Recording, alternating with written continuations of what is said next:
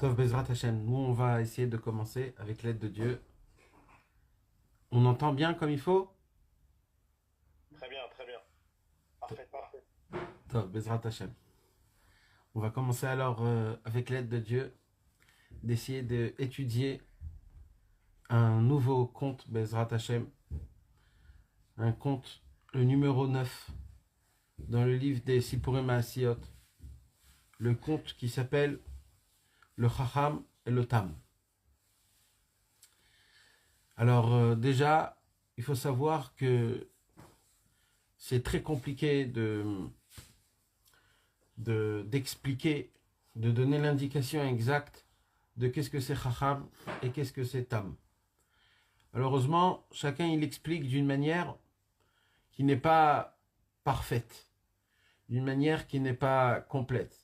En hébreu, ça se dit d'une certaine façon, et en hébreu, il y a l'explication qui est exacte à ce sujet-là. Mais en français, c'est un petit peu compliqué d'expliquer le mot tam et chacham. Mais si on regarde d'une vision un peu plus simple et plus facile, le chacham, c'est l'intellect, le philosophe, et le tam, c'est le simple.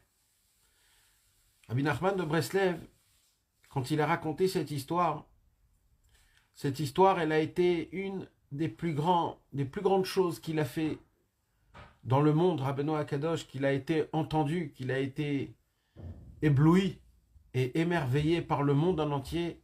Une des choses de ces dévoilements qu'il a fait, c'est ce dévoilement-là, l'histoire du philosophe et du simple.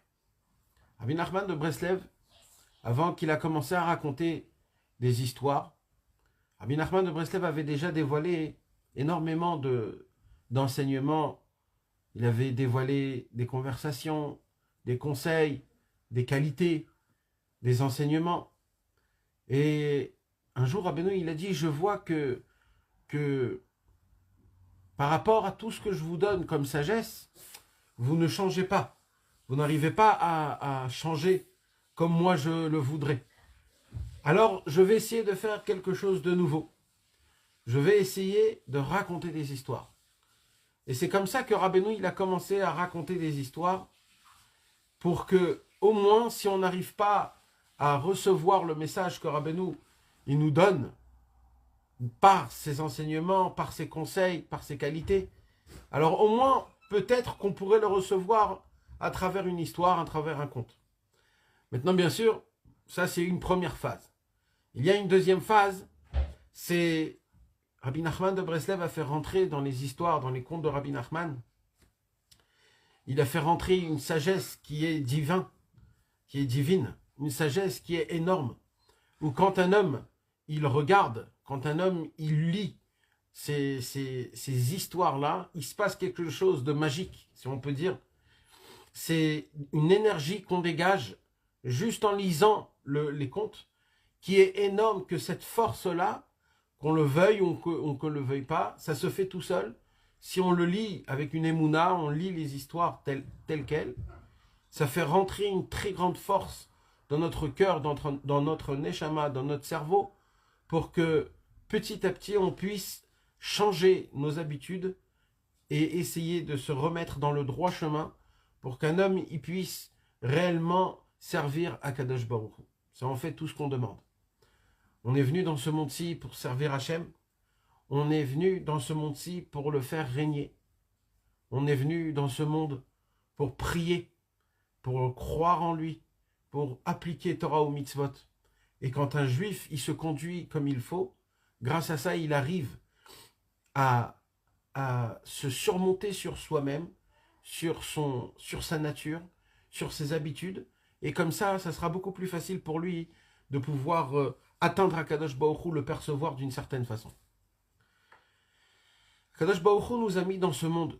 Ce monde, il est fait avec une sagesse qui est énorme. Et cette sagesse, c'est la sagesse de Dieu. C'est la façon de comment Hachem il a créé ce monde. Ça se développe en fonction des créations elles-mêmes. Les arbres, les montagnes, l'eau, l'air. Tout ce qu'Akadosh Baruch Hu il a créé dans le monde, c'est une sagesse divine qu'on peut pas comprendre. C'est la chorma elokit, c'est la sagesse la plus élevée qui existe. Et Akadosh Baruch Hu nous a mis dans ce monde-ci. Il y a une deuxième facette, une deuxième chose à regarder, c'est comment Hachem, il nous dirige à nous, les êtres humains. Ça aussi, c'est une nouvelle sagesse. Ça aussi, c'est une sagesse qui est énorme, que aucun homme a la possibilité de pouvoir découvrir jusqu'à où la chorma d'Hachem elle est grande, comment Akadosh Baruch Hu, il arrive à nous diriger, à nous conduire dans ce monde-ci. Comment il fait pour essayer de rentrer dans notre vie. Tout ce qui se passe dans notre vie, des choses grandes, des choses des fois petites, des fois des catastrophes, des fois des très très bonnes choses. Akadosh Baruch Hu, tout ce qu'il fait avec nous, il le fait à travers une sagesse, des lois très spécifiques qui lui appartiennent qu'à lui. Et Akadosh Baruch Hu, il les a créées au début de la création du monde. Et c'est comme ça qu'Akadosh Baruch Hu, il dirige le monde, à travers des forces, à travers des lois, à travers une sagesse qui est énorme et très complexe. Maintenant, il y a une troisième chose, c'est quoi? Et c'est ça la chose qui nous touche à nous. Ces deux choses au début, ça ne nous touche pas. Comment Akadosh Baruch Hu, il crée le monde, comment il a créé, comment il a fait, ça ne nous touche pas. Comment il dirige le monde aussi ça ne nous touche pas. Quand je dis ça ne nous touche pas, ça veut dire que on est très très petit pour comprendre ça. C'est possible de comprendre ça. Les grands tzadikim, eux, ils peuvent comprendre ça. Mais il y a une troisième chose, et c'est cette chose qui est très importante, c'est la façon de comment nous, on peut entendre Hachem à travers tout ce qui se passe dans notre vie. À travers tout ce qui se passe en dehors de notre vie, des choses qui se passent dans le monde, qu'on entend, qu'on apprend. Et il faut savoir une chose, il nous apprend Rabbi Nachman de Breslev dans la Torah 54. Il nous apprend Rabbi Nachman de Breslev que chaque seconde qu'on vit dans ce monde, Akadosh Baruch Hu, il parle à travers tout ce qui se passe dans ce monde. Il nous parle. Chaque seconde, il nous parle. Chaque seconde, il y a un message que Dieu il nous envoie et que, normalement, on devrait détecter et apprendre de cela beaucoup de choses. Et ça va jusqu'à des choses minutieuses. Vraiment, des toutes petites choses. Ça peut arriver à des choses qui sont très très grandes. Mais ça peut aussi être des choses qui sont toutes petites, toutes petites, toutes petites. Les grands tzadikim de l'époque, ils avaient cette connaissance, cette perception de pouvoir détecter, comprendre le langage d'Hachem à travers tout ce qui se passe dans ce monde-ci, tout ce qui se fait. Un des plus grands au monde qui a dévoilé énormément comment Akadosh Baruch Hu il dirige le monde et comment, par rapport à ça, on peut comprendre Akadosh Baruch Hu, c'était le Harizal. Le Harizal, il a dévoilé tous les codes et les secrets de toute la création du monde, de tout ce qui se passe, des événements, des choses. Il nous a donné des règles, il a créé un vrai dictionnaire, que par rapport à ce dictionnaire, on arrive à essayer de comprendre un petit peu qu'est-ce que Akadosh Baruch Hu, comment il veut nous parler. Après, il y a eu le Ramchal qui a essayé de prendre les paroles du Harizal. Et le Ramchal, il a essayé de détecter, de décortiquer, de déshabiller petit à petit ce que le Harizal, il a dévoilé, parce que ce qu'il a dévoilé, c'est des choses qui sont des codes qu'on ne peut pas comprendre, c'est très très très spirituel. Donc le Ramchal, il a essayé d'habiller ça d'une manière et d'une façon, d'un langage qui soit un peu plus compréhensible par rapport au caractère, par rapport à des choses de comment un homme il se conduit. Mais ça aussi c'est très compliqué. Et le Baal Shem Tov aussi, le Baal Shem Tov, il a essayé de dévoiler. Et comme ça, des tzadikim, ils essayent de dévoiler. Maintenant, Rabbi Nachman de Breslev, lui, il n'a pas dévoilé un chemin pour essayer de comprendre qu'est-ce que veut Akadosh Baruch Hu ou comment il essaye de nous parler. Rabbi Nachman de Breslev, il a dit d'abord, je vais vous réparer vous. Et quand je vais vous réparer tout seul, vous allez comprendre le langage d'Hachem. Je vais vous donner des clés, je vais vous donner des connaissances, je vais vous donner des avant-propos, que quand vous aurez ces choses-là, vous aurez la puissance, la force, vous aurez la possibilité de pouvoir détecter, connaître la façon de comment Hachem nous parle. Maintenant, ce n'est pas que à travers le monde ou à travers ce qui m'arrive à moi dans ma vie. C'est même à travers des livres que tu lis. Je vais vous donner un exemple. Quand un homme, il lit un livre, par exemple. Un homme, il lit un livre, il apprend ce qu'il a écrit, il lit ce que le livre il a à dire, à donner comme conseil, comme enseignement. Normalement, un homme, quand il lit un livre, il prend la chose qu'il a étudiée, il le met dans sa tête, et ça reste une sagesse. Et il dit Rabbi Nachman de Breslev, le travail, les gens y croient qu'il s'arrête là. C'est-à-dire, nous, ce qu'on nous demande à nous, c'est quoi? C'est d'étudier le maximum. Quand on étudie, on pourra connaître, on pourra savoir, on pourra changer. Mais en vérité, il dit Rabbi Nachman de Breslev, non, ça ne suffit pas.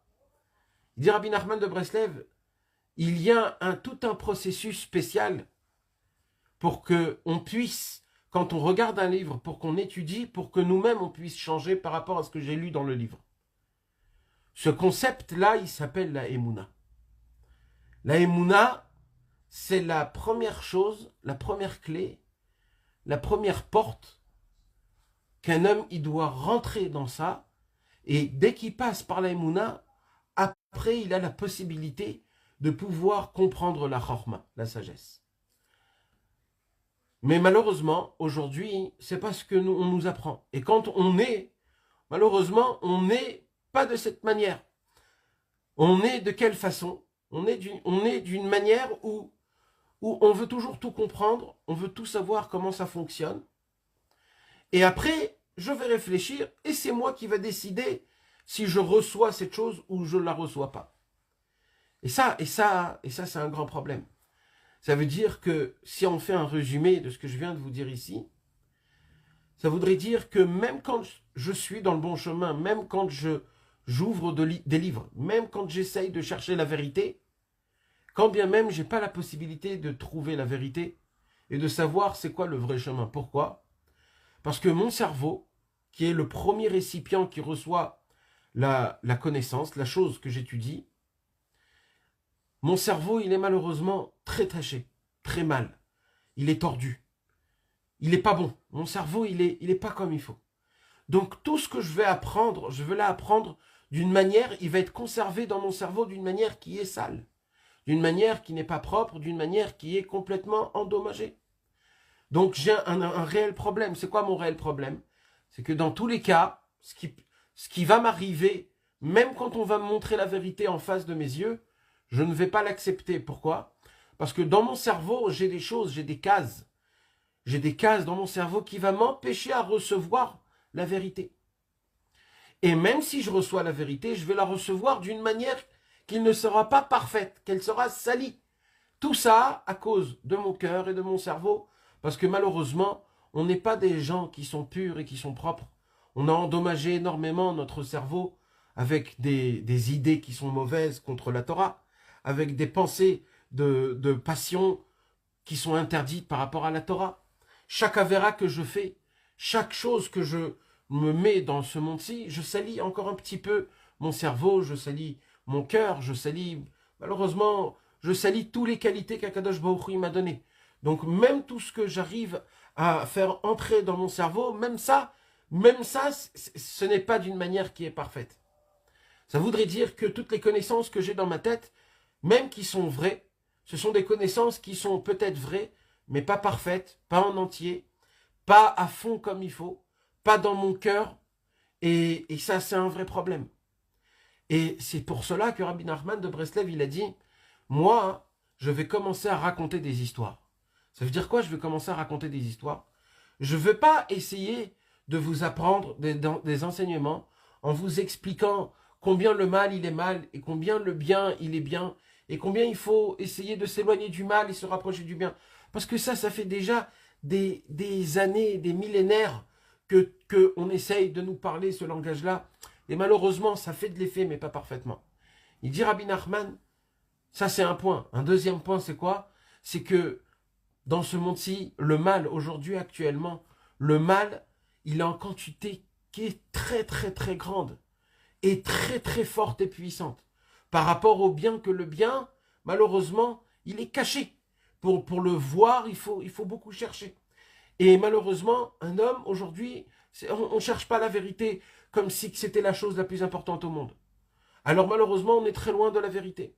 Alors Rabbi Nachman de Breslev, il a dit, je vais me surpasser de votre intellect et je vais essayer de parler directement à vos cœurs. Et comment je vais le faire? je vais le faire à travers des histoires. C'est comme ça que Rabbi Nachman de Breslev, il a commencé à raconter des histoires. Et quand tu lis l'histoire, les histoires de Rabbi Nachman, on voit, Rabbi Nachman ne donne pas d'explications, ne donne pas de paraboles, il ne donne pas de morale derrière l'histoire. Pourquoi? Parce que c'est ça tout le concept. Tout le concept, c'est que si je t'explique, si je te donne une explication, ça devient une sagesse. Et la sagesse, malheureusement, on ne peut pas la conserver, la cultiver, parce que malheureusement, notre cerveau, il est très, très, très sale. Et tous les enseignements que je vais recevoir et qui vont rentrer dans mon cerveau, ils ne vont pas avoir l'indication exacte. C'est pour cela que Rabbi Nachman, il a raconté les histoires et il ne nous a pas donné les explications à ces histoires-là. Et si vous me posez la question, alors à quoi ça sert? Alors, le fait que je connais l'histoire, le fait que j'apprends l'histoire, que je la connais dans ma tête, ça rentre dans ma tête, dans ma neshama, et c'est comme un vaccin, que ce vaccin-là, ça va faire, dans ma tête, ça va m'enlever, ça va faire un très grand ménage. Ça va m'enlever les connaissances mauvaises, ça va me réparer mon cerveau, ça va essayer de me rendre propre mon cerveau. Comme ça, je pourrais avoir un cerveau qui soit meilleur, un cœur qui soit beaucoup plus propre, pour que je puisse comprendre un peu plus mieux la Torah et retrouver la vérité qui est dans ce monde-ci. Une des histoires que Rabbi Nachman de Breslev, il a raconté, en vérité, il a raconté, déjà, il y a le livre des contes. Les contes, c'est 13 contes. Dans les 13 contes, il y a chaque conte, c'est des contes qui t'emmènent dans des endroits inimaginables. Des contes qui t'apprennent des choses qui sont énormes. Sans savoir, juste en lisant le conte, en connaissant l'histoire, comment elle s'est faite, comment elle se déroule, comment elle se raconte. C'est juste en lisant ça crée en nous des sensations qu'on n'a pas l'habitude d'avoir des sensations pareilles. Et ça, c'est les contes qui le fait. Et Rabbi Nachman l'a fait exprès que ça reste d'une certaine manière comme ça. Mais parmi tous les contes, il y a un conte qui est très spécial. Il y a un conte qui est très très très spécial, où ce conte, Rabbi Nachman, il a raconté ce conte d'une manière qu'il n'y a pas besoin de connaître beaucoup de choses. Il n'y a pas besoin de connaître beaucoup de Torah. Juste en lisant ce conte, on arrive à comprendre de nous-mêmes avec un cerveau très simple, on arrive à comprendre le message. Alors bien sûr, le message en général, il est très simple. Mais c'est tous les points et les virgules qui se cachent dans l'histoire elle-même, qui cachent en lui-même, dans le conte, Rabbi Nachman a fait rentrer des secrets, des enseignements, des choses comme jamais au monde on pourrait faire rentrer. On raconte à l'époque de la Gemara, il y avait des tzadikim qui racontaient des histoires, et les histoires qu'ils racontaient, c'était des histoires qu'il y avait beaucoup des exagérations. La Gemara pose la question, pourquoi une exagération aussi grande à cette histoire? Alors la Gemara, le tzaddik qui a raconté l'histoire, la Gemara, le Tana, le Hamora, pardon, il dit comme quoi, par rapport au secret que je voulais faire descendre dans l'histoire, j'étais obligé d'utiliser ces choses-là. Donc on voit que dans l'histoire elle-même que Rabbi Nachman il a raconté, dans ces histoires, tout est important. Chaque mot est très très important. Chaque chose, chaque mouvement, chaque personnage, chaque parole qu'il a dit, chaque action qu'il a fait, le déroulement de comment ça se déroule, de raconter de cette manière et pas d'une autre manière, tout est très très important. Tout est calculé au millimètre près pour que l'enseignement puisse rentrer dedans, pour que la quantité de lumière et d'énergie et de puissance que notre Neshama elle puisse recevoir cette quantité aussi grande pour essayer d'habiller une quantité énorme de lumière dans des mots simples dans une histoire. Donc Rabbi Nachman il était obligé de raconter des histoires qui sont grands, qui sont dans des choses qui rentrent une histoire dans une histoire et ainsi de suite et ainsi de suite. Ce que je voudrais essayer, Bezrat Hashem, avec l'aide de Dieu, si Hashem nous donne la force de pouvoir essayer de raconter, d'étudier ensemble, raconter l'histoire, la fameuse histoire du Chacham et du Tam. L'histoire du Chacham et du Tam, en vérité, c'est vrai qu'on peut dire ça sur chaque histoire, sur chaque enseignement de Rabbi Nachman. Mais l'histoire du Chacham et du Tam, c'est l'histoire de la vie en entière. C'est un chidouche que le monde en entier n'a pas pu jamais entendre un tel ridouche pareil. On n'a jamais entendu une chose pareille. Histoire que Rabbeinu, ce que Rabbeinu va faire à travers cette histoire, je ne sais pas si ça existe un homme d'une sagesse aussi grande qui a pu faire rentrer dans ce contexte, qui a fait un monument pareil. C'est de l'artisanat. C'est qu'un artiste qui a la possibilité de pouvoir faire cette chose-là. Pour raconter une histoire pareille, il faut être un homme inhumain. On ne peut pas expliquer combien c'est puissant cette histoire. Même si on aurait demandé à quelqu'un d'essayer d'écrire au sujet d'un philosophe et d'un simple, jamais il aurait pu faire sortir un monument pareil comme cette histoire. Pourquoi je vous parle autant de la grandeur de cette histoire?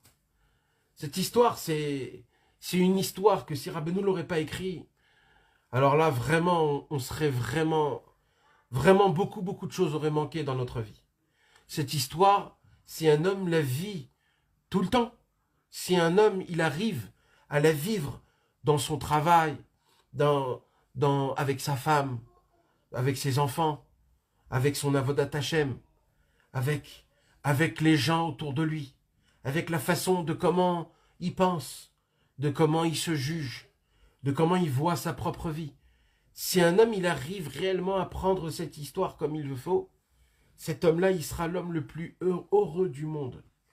Rabbeinu nous donne, à travers cette histoire, la clé, le passeport pour la liberté, le passeport pour la simcha, le passeport pour être apaisé d'esprit. Et pas juste l'apaisement de l'esprit, pour connaître réellement la réalité de qu'est-ce que Hachem il veut de nous. Avant qu'on commence cette histoire, il y a énormément de paroles à dire. Il y a énormément de paroles à développer, à expliquer. Je ne sais pas la vérité par quoi commencer, tellement c'est riche. Mais je vais essayer un petit peu, je vais essayer. Pour comprendre déjà cette histoire, pour qu'on puisse comprendre déjà le sujet de cette histoire, il faut déjà comprendre quelque chose. C'est que il y a dans le monde, comme je vous ai dit au tout début, quand on vit dans un monde qui est pareil. Nous, en tant que juifs, on vit dans un monde actuel, dans un monde où, Baruch Hashem, on a la Torah, on a les mitzvot. Akadosh Baruch Hu nous a donné les sages, les chachamim. Les chachamim, ils ont développé la Torah orale. Et grâce à la Torah orale, on sait, Baruch Hashem, on sait qu'est-ce qu'il faut faire, qu'est-ce qu'il ne faut pas faire, qu'est-ce qui est interdit, qu'est-ce qui est permis. Les sages nous indiquent exactement jusqu'au millimètre près qu'est-ce qu'on a besoin de faire, qu'est-ce que c'est interdit de faire. Un homme, il a mangé de la viande. Les chachamim nous ont dit il faut attendre 6 heures. Dès qu'on a terminé les 6 heures, on peut passer au lait. Tant que les 6 heures n'ont pas passé, on ne peut pas manger du lait. Alors si maintenant une personne, elle va venir, elle va commencer à se dire il y a 5h55 est passé. C'est pas très très très grave. Il reste à peine 5 minutes. 5 minutes, c'est pas à la mer.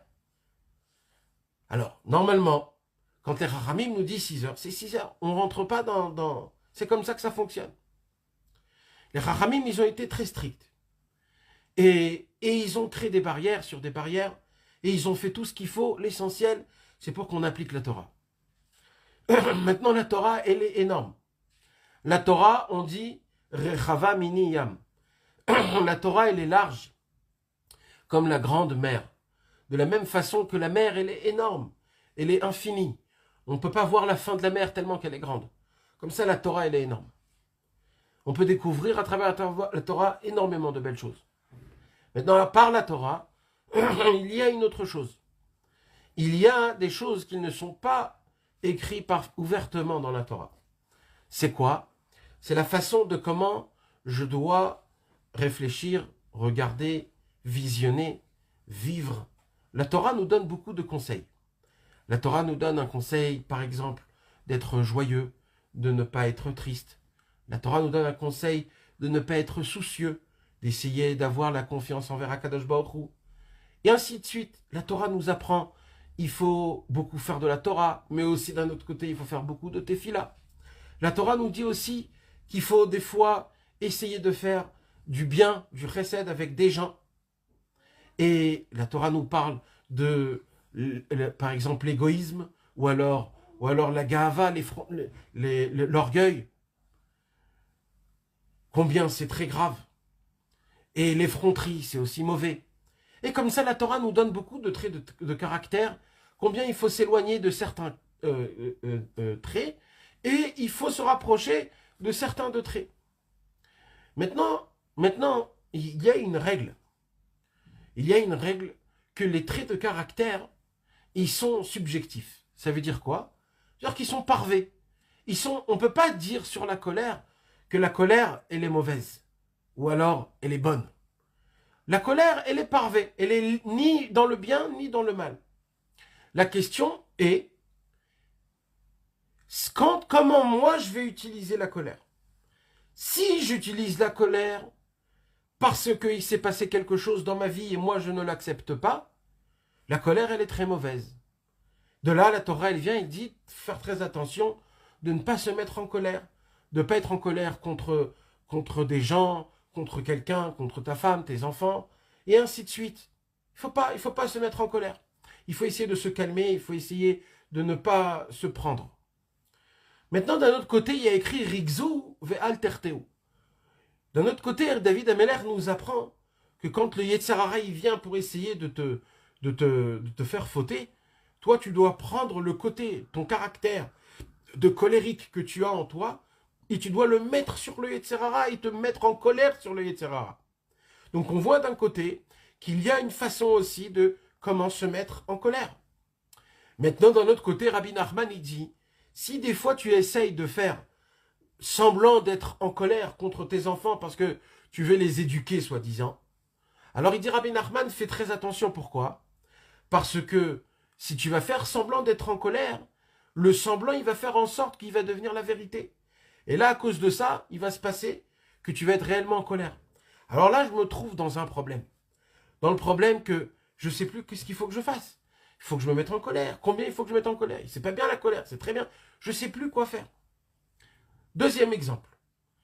D'un côté, dans la Torah, il y a écrit Talmud Torah keneged kulam. Talmud Torah keneged kulam, ça veut dire que quand tu prends la mitzvah de l'étude de la Torah, quand tu prends la mitzvah, quand un homme il vient, il prend un livre, il essaye d'étudier de la Torah ou d'entendre un cours de Torah. Et quand il étudie, les Chachamim nous apprend, il n'y a pas au-dessus, il n'y a pas plus haut que l'étude de la Torah. Chaque mot qu'un homme il sort de la Torah, le Rav Etz Chaim il dit, chaque mot, c'est comme si qu'il a fait les 613 mitzvot. Chaque mot que tu sors de ta bouche, tu fais 613 mitzvot. Et il dit, regardez, si on fait le compte d'une minute, où un homme il peut dire 200 mots en une minute, faites le compte, vous allez voir combien de mitzvot vous avez, c'est inimaginable. Quand un homme il étudie 1 heure, alors encore plus, et ainsi de suite, et ainsi de suite. Maintenant, ce qui se passe avec nous, c'est que on voit l'importance de la Torah, on voit combien c'est énorme. Mais d'un autre côté, dans l'Agmara, dans Masechet Brachot, dans le Perek Revi, là-bas il y a écrit Amar Rabbi Yochanan, ou Levai Adam Itpalel Kol Hayom Kulo. Alvaï, ça veut dire, ça serait trop bien qu'un homme puisse prier toute la journée.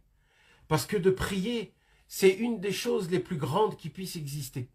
C'est une des choses qui sont énormes, qui élèvent la personne, qui attrapent la personne et qui la collent à Kadosh Baruch Hu, qui donne de la Emouna, qui donne des miracles, qui donne énormément de belles choses. La prière, on peut atteindre tout à travers la prière, même la sagesse, même la Torah en elle-même. Et la Gemara, elle vient jusqu'à dire que la prière, elle est tellement importante que ça serait trop bien qu'un homme y prie toute la journée. Alors j'ai un problème, c'est que d'un côté, il y a écrit que la Torah, il faut l'étudier toute la journée. D'un autre côté, il faut faire la tfila. Alors, si j'étudie toute la journée la Torah, je ne peux pas faire la tfila. Si je fais la tfila toute la journée, je ne peux pas faire la Torah. Maintenant, ça continue. Dans la Torah, il y a écrit qu'il faut faire aussi de Gmilut Rasadim, il faut essayer de faire du bien avec les gens. Alors, si maintenant il faut que je sorte de chez moi et que je commence à essayer de chercher, à essayer de faire du bien avec les gens, ça va me prendre du temps de ma Torah et de ma tfila. Alors la question est, c'est quoi le plus important? Alors, Et comme ça, des choses, il y en a énormes, énormes, énormes dans la Torah. Maintenant, ça s'appelle pas des contradictions. La Torah, elle dit la vérité. La Torah, elle dit, la Torah, ben, c'est Talmud Torah Keneged Kulam. La Tfila aussi, elle est au-dessus de tout. C'est pour que tu comprennes combien c'est puissant la Tfila, combien c'est grand la Torah. C'est pas ça la vraie question. Parce qu'on sait que les deux, ils sont importants. Même Gmilut Hasadim, c'est important. La question, c'est comment moi, personnellement, je vais faire maintenant. C'est où que je dois mettre plus mes forces. C'est ici. De faire un petit peu chaque chose. Si, alors, je peux dire, je peux faire un petit peu de Torah, un peu de Tfila, un peu de Chesed. Ça, je peux le dire. Mais ça, c'est quand tout va bien. Mais quand des fois, ma journée ne s'est pas passée comme je voulais. J'ai pas pu étudier comme je peux. J'ai pas pu faire de prière comme il fallait. La bonté avec mes amis, j'ai pas pu faire aussi. Il me reste un peu de temps. Où je vais mettre mes forces? C'est là où la question, elle commence à devenir lourde. Et c'est là où on ne sait pas ce qui se passe. Alors, par exemple, je vais commencer à faire de la tfila. Et je commence à faire de la tfila. Mais en fin de compte, c'est tout ce que j'ai pu faire. Et là, je me retrouve devant, avant d'aller dormir, je parle à Hachem. Et je dis, voilà Hachem, je suis très déçu. Parce que j'ai fait que de la tfila. J'ai pas pu faire ni de la Torah, ni de la Gmilut Hasadim. Alors normalement, un homme normal, tout de suite, il va être très contrarié. Il va se dire, j'ai raté de grandes choses dans ma vie. Au moins aujourd'hui, j'ai raté, c'est très grave. Comment je vais faire? Mais d'un autre côté, cette personne, elle peut se dire, par rapport à cette journée, j'ai quand même attrapé la tfila, Baruch Hashem. Alors, c'est quoi la vraie pensée que je dois penser? Je dois essayer de me contrarier parce que malheureusement j'ai des mauvaises choses, parce que malheureusement j'ai pas réussi à faire ce qu'il fallait que je fasse, ou alors je dois pas être contrarié, ou alors je dois me contenter. C'est une très grande question. Maintenant cette question elle se pose dans tout ce qui se passe dans un homme, dans la vie, la façon de comment il se conduit. Des fois il y a écrit quelque chose dans un livre, il y a écrit que par exemple de ne pas se mettre en colère, c'est très important. Et une personne, elle lit ça, elle lit, et dans sa tête, elle s'est dit, c'est fini, plus jamais je vais tomber en colère. Et 1 heure plus tard, elle est tombée en colère. Pas beaucoup, mais un tout petit peu. Alors, à ce moment-là, il y a un compte qui se fait dans ma tête, que je le veuille ou pas, nous tous, on l'a ça. Il y a une sorte de logique qui est dans ma tête, c'est quoi? C'est, puisque je n'ai pas arrivé à me tenir dans ma colère. Ça veut dire quoi? Ça veut dire que je n'ai pas pratiqué ce que j'ai étudié tout à l'heure. Peut-être je laisse tomber tout. Vaut mieux ne pas savoir et vivre ma vie. Ou alors, je me dis, après tout, c'est vrai que je suis tombé, mais quand même, j'ai réussi à faire quelque chose. C'est quoi mon travail que je dois... C'est quoi la façon? Comment je peux me construire pour pousser, pour avancer dans le service divin? Comment je pourrais faire pour réfléchir d'une manière que tout le temps, dans ma vie, ma pensée puisse toujours me donner de la force pour avancer encore et pas me briser et me désespérer. C'est ça ma grande question. C'est ça que moi je veux poser. Et en vérité, cette question, nous tous, on se la pose. Nous tous, on a cette pensée-là. Combien de fois dans notre vie, on se trouve dans des situations, que ces situations ont fait le bilan de notre vie, même matériellement, pas obligé spirituellement. Même matériellement, on fait le bilan de notre vie et on se dit, après tout, avec l'âge que j'ai, avec ce que j'ai passé dans ma vie, je suis pas une bonne personne, j'ai pas des bons traits de caractère, j'arrive pas à m'avancer, j'arrive pas à me construire, j'arrive pas à être une bonne personne, j'arrive pas à changer. C'est très dur de changer. Quand un homme il fait le bilan et il regarde derrière dans sa vie, la façon de comment il est, de ce qu'il est, et il sait, il voit la vérité, il sait que c'est vrai, il sait, c'est pas maintenant une invention, c'est la vérité, c'est la vérité. Je suis un homme qui pense qu'à moi, qu'à mon corps, qu'à mes passions, qu'à mes envies, qu'à ce que je veux, qu'est-ce que je crois, qu'est-ce que je comprends. C'est un problème. J'arrive pas à me mettre complètement au tzadikim, à Hachem. J'arrive pas à changer mes traits de caractère. Et malheureusement, cette vision, même si elle est bonne ou elle est mauvaise, je m'en fous. Mais il y a une chose qu'il faut savoir. Ça serait quoi la vision, la pensée qui pourra vraiment me construire et me faire avancer et faire pousser en moi cette belle fleur avec ces belles odeurs qu'il y a, ces bonnes odeurs. C'est ça la question que je veux. Parce qu'en réalité, on veut tous devenir des bonnes personnes, avoir des bons traits de caractère, toujours avoir de la joie, de la confiance, d'être un homme qui est positif, qui a toujours de l'espoir, qui réfléchit comme il faut, qui regarde comme il faut. On veut être une bonne personne, avoir de la bonté. Et même les mauvais traits de caractère qu'on a, on veut les mettre dans le bon. On veut les utiliser dans le bon chemin. Mais quand je n'arrive pas, parce que ce monde-ci, on est des êtres humains après tout. On vit dans un monde qui est tellement, tellement matériel. Et le pire de tout ça, c'est que plus le monde il avance, plus la technologie elle prend forme encore plus et encore plus. Les événements qui se passent dans ce monde, la télé, l'internet, tout ce qui se passe dans le monde, il se passe des choses qui font en sorte de nous faire ressentir ce monde dans tout notre corps. Malheureusement, quand on veut chercher la vérité, on est aveugle, on est sourd, on est muet.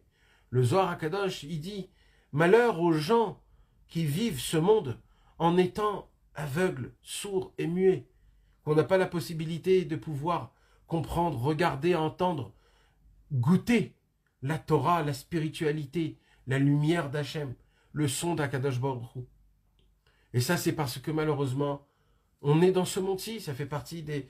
Mais en vérité, Hachem nous a mis là, justement, qu'à travers ce monde, je puisse découvrir Hachem. Comment ça se fait? Ça, c'est les tzadikim. Les tzadikim, eux, ils se sont tellement travaillés sur eux-mêmes. Ils se sont tellement... On raconte que Rabbi Nachman, un jour, il a dit une parole, il a dit, le corps humain, il faut le travailler comme on travaille un parchemin. C'est quoi un parchemin? Un parchemin, c'est la peau d'une vache. Un exemple. Ça peut être une autre chose, mais c'est de la peau.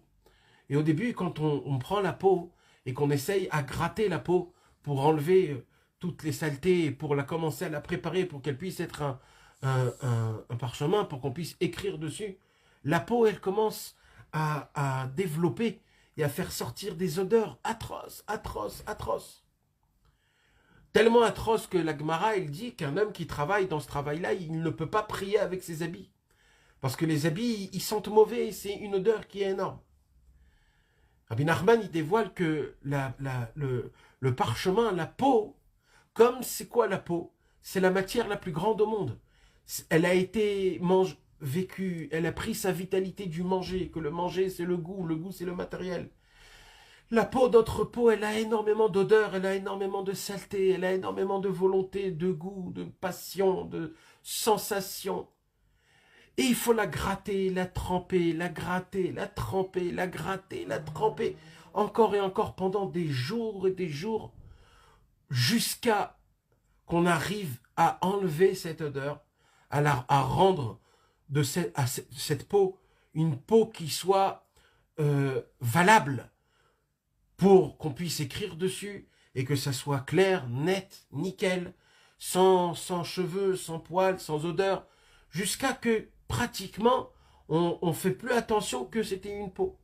Mais avant que ça devienne un parchemin, quand c'était au tout début comme une peau, jamais un homme quand il regardait cette peau, il va se dire « je pourrais écrire dessus comme un papier ».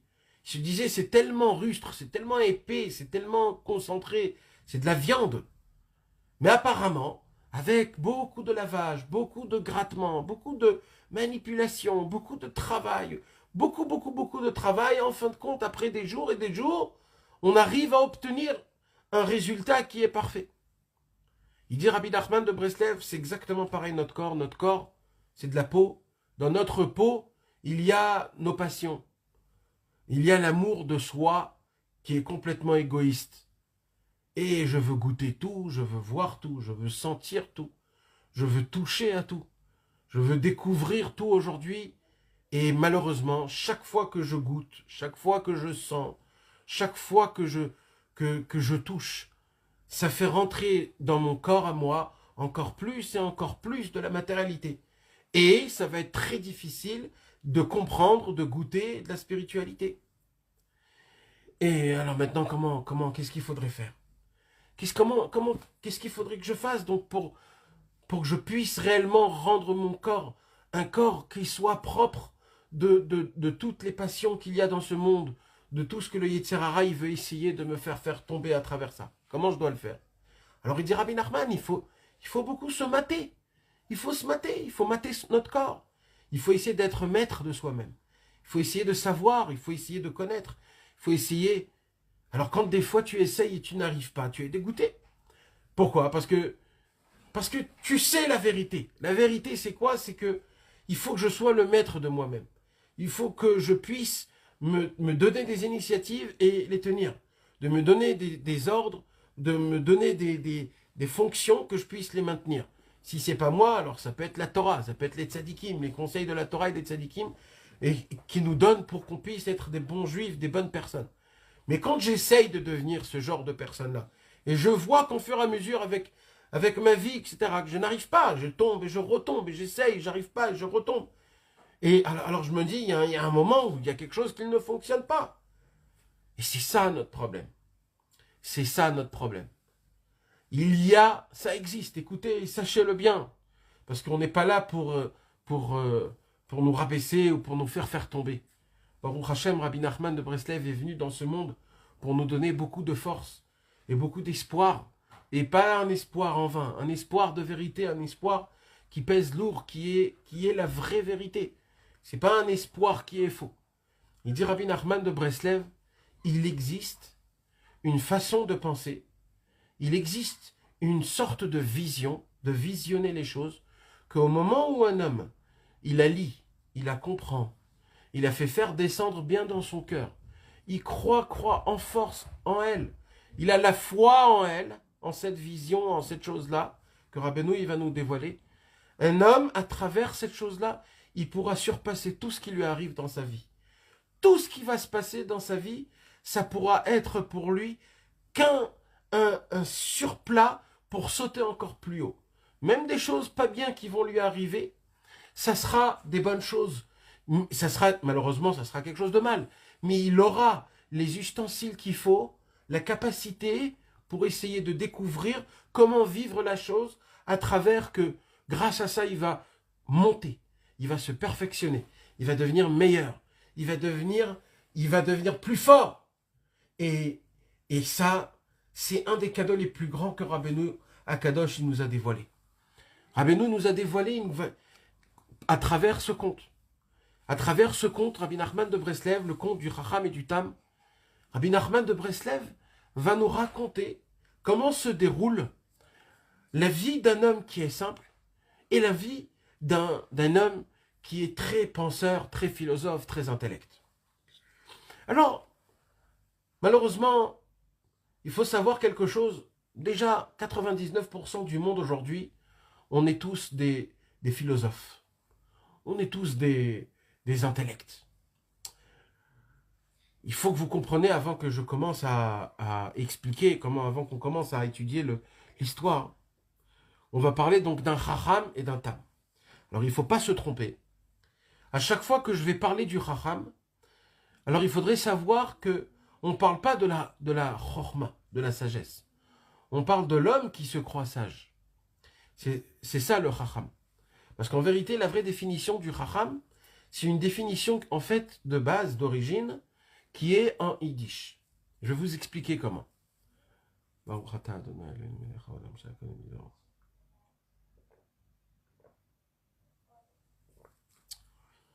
Il y a une définition en yiddish qu'on dit chouchem. C'est quoi un chouchem? C'est un homme qui se croit intelligent. Un homme qui se croit intelligent, il n'y a pas plus pire que lui au monde. Ça n'existe pas. Il n'y a pas plus pire que lui. Pourquoi? Parce que jamais il va apprendre des autres. Son cerveau, il est fermé de recevoir des informations, et les informations qu'il reçoit quand même, ce sont des informations qui sont faites que pour se grandir personnellement. Ça, c'est un philosophe. Ça, c'est un chouchem, comme on appelle. Ça s'appelle la sagesse dans le mal. C'est pas la sagesse, c'est l'intellect dans le mal, pardon. C'est l'homme qui se croit sage. Et malheureusement, on est 99% dans ce monde-ci, on est des gens comme ça. On est des gens qu'on croit qu'on connaît tout, qu'on sait tout, ou alors qu'on peut connaître tout, qu'on peut savoir tout. Alors, qu'est-ce qui se passe? À chaque information qu'il y a dans le monde, bonne ou mauvaise, jamais on la reçoit. On la regarde, on la sent, on tourne à côté d'elle. On se pose des questions, on se dit peut-être oui, peut-être non. On se dit, bon, je vais essayer de la recevoir, on va voir si c'est vrai, si c'est faux. Et après, c'est moi qui vais décider si cette chose que j'ai apprise, cette information, elle est bonne ou elle est mauvaise. C'est comme ça que nous, on fonctionne. Ça s'appelle d'être un chouchem. C'est ça un homme qui est un philosophe. C'est ça un chacham, le chacham qui parle ici. Le chacham dans le côté négatif. Bien sûr, on ne parle pas du chacham dans l'Akdoucha. Il y a dans l'Akdoucha aussi le chacham. Le chacham, on dit un talmid chacham. Le chacham, c'est un grand. Mais là, on parle du chacham de l'autre côté. Le chacham, c'est celui qui se croit qu'il est intelligent. Et d'un autre côté, il y a le tam. C'est qui le tam? Le tam, c'est le simple. Alors, il faut savoir que, en français, quand on dit un simplet, normalement, c'est un homme qui n'est pas, qui n'est pas un petit peu normal. Sa tête, elle est un petit peu, il est un peu fou, le monsieur. Un simplet, c'est un homme qui n'est pas à 100%. Sa tête, elle n'est pas, et ça, c'est pas la vérité. Le tam qu'on parle ici, qu'on va parler, de quel tam on parle? On parle d'un homme il a toute sa tête. Juste que sa tête, elle n'est pas pointue. C'est pas une grosse tête, on va dire. Sa tête, il dit Rabbi Nachman de Breslev, lo she'ayati pech. On parle pas d'un homme qui est un imbécile. Et là, she'elo sechel pashut benamour. Son intelligence, elle est simple et basse. Ça veut dire que quand tu expliques quelque chose à quelqu'un, alors il y a deux choses que la personne, elle comprend. C'est quoi? Il y a la chose en elle-même. Par exemple, quand on propose une voiture à quelqu'un. Alors normalement, il y a des gens qui veulent comprendre comment ça fonctionne la voiture. Et ils regardent, ça c'est fait pour ça, ça c'est fait pour ça. Il y a des gens qui sont intellects comme ça. Et il y a quelqu'un que lui, il n'a pas besoin de savoir c'est quoi la voiture. Lui, il comprend que la voiture, elle est faite pour emmener d'un endroit à un autre endroit, pour voyager des grandes distances, pour faire des grandes choses. Lui, il prend la fin de la chose. Il comprend juste la fin. Le fait que la voiture, elle a la possibilité d'emmener quelqu'un d'un endroit à un endroit avec une grande vitesse. Comment et pourquoi, ça, c'est une autre histoire. Le Raham, par contre, lui, il veut pas croire que ça existe une voiture. Il dit, moi je crois pas que ça existe la voiture, ça n'existe pas. Ça n'existe pas qu'il y a un tas de ferraille avec des roues, avec un moteur, avec de l'essence, que quand tu rentres et tu t'assois dedans et tu manipules le guidon et ça peut t'emmener dans des endroits énormes, très loin et très vite. Tu peux aller des très grandes vitesses. Il va dire, ça n'existe pas, ça se peut pas. Maintenant, moi je lui dis, mais moi j'en ai vu une voiture pareille, j'ai vu une voiture comme ça. Le Chacham, il dit, je te crois pas, ça n'existe pas, ça se peut pas. Donc là, on voit que le Chacham, il n'a pas de possibilité de pouvoir accepter que ça existe une voiture. Par contre, le Tam, quand on raconte au Tam que ça existe une voiture, un tas de ferraille, que ce tas de ferraille, il a des roues, etc., et qui peut emmener d'un endroit à un endroit, etc., le Tam, il se dit, ah bon, c'est énorme, c'est super, mais c'est fait pourquoi? Alors on lui dit, ça a été fait pour un homme. Dès qu'il comprend la raison de la chose, alors automatiquement il y croit. Alors, d'un côté, c'est pas un homme qui croit à tout. Il essaye de regarder, on va voir dans l'histoire, que le Tam, il avait toujours une question qu'il posait à chaque information. C'est quoi? Il disait Rak bli letzanout. Il disait, Est-ce que tu n'es pas en train de me charrier là? T'es pas en train de faire de la moquerie? Tu te moques pas de moi? Si tu te moques pas de moi, tout ce que tu vas me dire, je vais recevoir. Il rentrait pas plus que ça. Il essayait pas de se dire, ah ouais, peut-être que quand même il essaie de... Non, il était simple. Il posait la question, il recevait l'information, il la reprenait. C'était bon pour lui. Le Chacham, il essaye de regarder, de tourner autour. C'est très très difficile de donner une indication qui est très directe pour expliquer c'est quoi la chorma, c'est quoi le Chacham et le Tam. Parce que malheureusement, il y a du bien et du mal dans le Chacham et du bien et du mal dans le Tam. Parce que Rabbi Nachman de Breslev va essayer de nous parler à ce sujet-là, à ce sujet de toute cette histoire, de tout ce... C'est le Chacham et le Tam.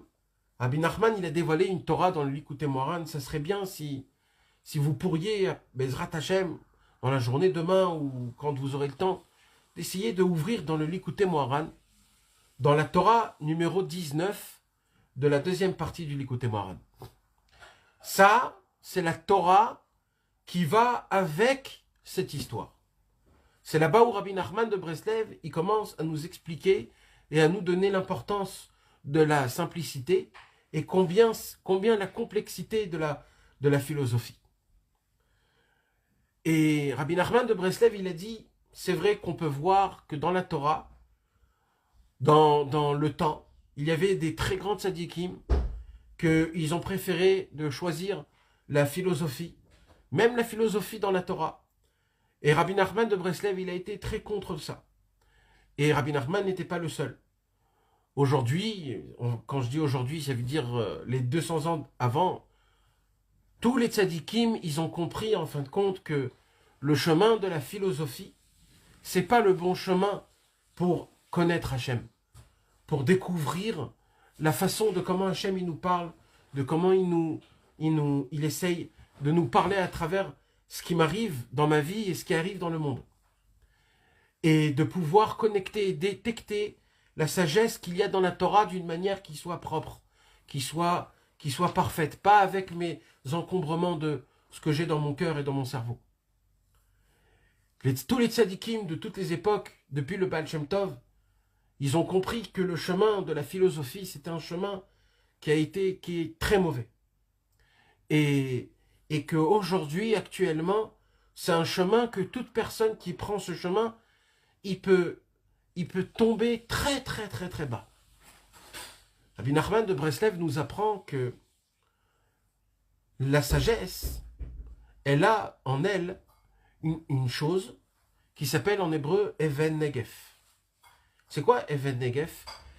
C'est une pierre qui glisse. Vous savez, quand on prend du marbre et qu'on le lisse bien comme il faut, un homme, quand il marche sur ce marbre, il peut glisser. Même que le marbre en lui-même, il est très fort, je peux me tenir debout, je peux sauter, il ne se casse pas. Mais il y a une autre façon que malgré que le marbre, c'est un parterre et je peux me tenir dessus, malgré que je peux me tenir dessus, il y a une façon où je peux quand même glisser. C'est quoi? C'est quand c'est très lisse. Là, Rabbi Nachman de Breslev nous apprend dans cette fameuse Torah comme quoi, dans la sagesse, bonne ou mauvaise, il y a cette pierre-là que Chas Shalom on peut glisser.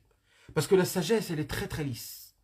Et si Chas Shalom on déduit, on commence à faire des déductions et à réfléchir avec notre propre cerveau, on peut arriver à des endroits qui sont des endroits très ténébreux. Des endroits où là-bas il n'y a pas de lumière, il n'y a que les ténèbres. Il n'y a que le noir. Il n'y a que des questions sans réponse. Là-bas, on ne peut pas découvrir Akadosh Baruch Hu. Et Rabbi Nachman, dans une autre Torah, il dévoile que quand un homme il se pose des questions sur Hachem et qu'il veut essayer de comprendre Chacham, alors qu'est-ce qui se passe? Alors, il cherche, et ça se peut qu'il trouve une réponse. Mais dans cette réponse, il se cache une autre question. Cette question, elle vient, et la personne, elle se dit, waouh, il y a une autre question. Et là, elle va chercher une autre réponse. Et il va chercher jusqu'à qu'il va trouver une autre réponse. Mais dans cette réponse, il y a encore une autre question. Et comme ça, ainsi de suite, la réponse emmène une autre question. Et il dit jusqu'à un moment où tu tombes sur une réponse qu'il y a dedans une question qui est cachée. Et dès que cette question elle se réveille en toi, tu ne peux pas atteindre la réponse. Pourquoi? Parce que notre cerveau, il est tout petit. Il est tout petit, notre cerveau. Pour que je puisse vous donner un petit exemple sur ce que je vais vous dire là, je vais vous donner un petit exemple. Imaginez-vous que j'ai un grand sac. Depuis que je suis tout petit, j'ai un très grand sac. J'ai un sac et toutes les informations que j'apprends depuis que je suis tout petit, je les mets dans mon sac. Alors imaginez-vous, j'ai un sac, je marche dehors et je vois dehors, je vois des bêtises. Je vois une pierre. Alors, quand on est petit et qu'on voit une pierre, on va dire, d'une certaine couleur, on se dit, waouh, la pierre, elle est belle. Je voudrais la prendre et la mettre dans ma chambre. Je veux qu'elle soit à côté de mon lit. Je veux. Les enfants, ils aiment. Alors, il commence à mettre des pierres. Il prend ces petites pierres et il les met dans son sac. Après, il voit des coquillages. Il dit, c'est très beau. Il met dans son sac. Parce qu'il veut garder. C'est beau, c'est important. Après, il grandit un peu plus. Et il commence à voir du bois. Il commence à voir des choses qui traînent dehors. Des roues, des choses cassées à côté de la poubelle. Et dans sa tête, il se dit, c'est des fous, les gens. Ils ont jeté des choses cassées. Peut-être je vais essayer de l'amener chez moi à la maison. Je vais essayer de le réparer. J'aurai quelque chose de bien, de beau. Et il prend les choses et il les met dans son sac. Et imaginez-vous comme ça, depuis que je suis tout petit, tout ce que je vois par terre, je le mets. Alors, des fois, je peux trouver aussi des pièces. Je peux trouver même des fois des billets. Des fois, je peux trouver même des choses qui ont une très très grande valeur. Je peux trouver une bague. Je peux trouver des vraies choses qui fonctionnent, qui marchent. Un portefeuille avec de l'argent dedans. Mais, dans la majorité du temps, c'est quoi que je trouve? C'est des bêtises. Je dois tourner autour de la poubelle pour essayer de voir c'est quoi que les gens ils ont jeté. Est-ce que moi, je crois savoir que j'aurai une utilité? Je le prends, je le mets. Des fois, je mets dans mon sac aussi des choses qui ne sont pas importantes. Maintenant, le problème, c'est que quand j'accumule beaucoup de choses, après, quand je veux jeter ce que j'ai dans mon sac, je me dis, pourquoi jeter?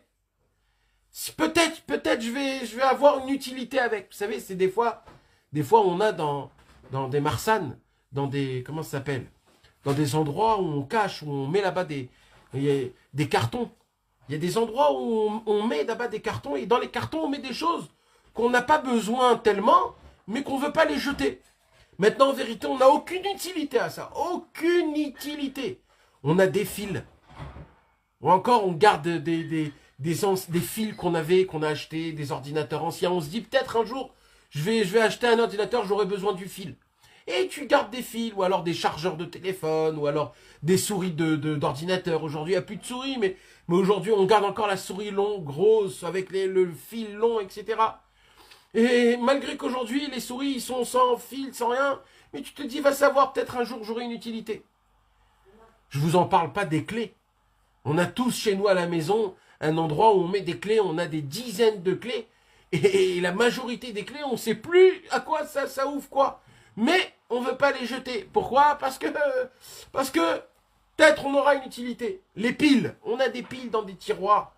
Maintenant, jamais on va les utiliser parce qu'on se dit ils sont pas pleines. Jamais on va les jeter parce qu'on se dit il reste toujours un petit peu. Alors on les garde. Maintenant, on ne sait pas que ça nous encombre. Ça nous encombre. Et c'est ça, mes amis. On a un sac que depuis qu'on est tout petit, on a fait rentrer toutes ces bêtises-là dans notre sac. De quoi je vous parle? Je vous parle des informations, des idées, des connaissances, des choses qui se passent dans le monde, des sagesses, même des sagesses de la Torah. Depuis qu'on est tout petit, notre sac est derrière notre dos, et toutes les informations, ils rentrent dans notre sac. Et on a des bonnes informations, on a des mauvaises informations, et ainsi de suite. Mais tout est dans mon propre sac. Dans la majorité de ce qu'on a dans le sac, c'est à 99% des choses qu'on n'a pas besoin mais qu'on ne veut pas jeter. Alors on a des informations, on apprend quand on est petit, que celui qui frappe le plus fort, c'est lui le plus fort de la classe. Alors, dans ma tête, j'ai une information qu'il faut être fort, il faut être agressif, il faut parler à voix haute. Après, je grandis un peu plus, et là, j'apprends que plus j'ai de l'argent, plus je peux m'obtenir des choses. Plus je suis malin, plus je vais gagner. Plus je vais faire des combines, plus c'est mieux. Et aussi, tu apprends des bonnes choses. La Torah nous apprend aussi des bonnes choses. Et on fait rentrer tout. C'est comme, par exemple, il y a une terre, par exemple en Amérique à l'époque, où les gens ils ont découvert qu'il y a de l'or dans la terre. Alors, si à cette époque-là, je venais avec un sac rempli de terre, et je te dis, sache que dans ce sac rempli de terre, si tu le travailles bien, tu vas découvrir qu'il y a là-bas des grains d'or. Alors, il y a des grains d'or, c'est sûr et certain, mais c'est rempli de terre. Maintenant, qu'est-ce qui se passe? Un jour, il y a un monsieur qui vient et il nous propose des pierres précieuses. Il nous propose de l'or. Il nous propose de l'argent. Des choses qui ont une qualité qui est vraiment importante, réelle et grande. Et c'est cette personne-là, elle me dit, je suis prêt à te donner cette chose-là. Vous savez qu'est-ce que nous on fait à ce moment-là même? On tourne notre tête derrière et on essaye de regarder dans notre sac, est-ce que j'ai de la place à le mettre ou pas? Et là, tu regardes, tu dis, écoute, j'ai déjà plein de choses dans mon sac. J'ai plein de choses, c'est pas la peine, j'ai pas besoin que tu me donnes ça. Et en plus de ça, mon sac, il est déjà rempli. Alors, un homme comme ça, c'est l'homme le plus imbécile et le plus bête qui existe au monde. Tu es prêt à ne pas recevoir un cadeau que je te donne, qui a une valeur qui est énorme, parce que ton sac, il est rempli. Alors, je comprends que le sac, il est rempli. Enlève des choses, enlève.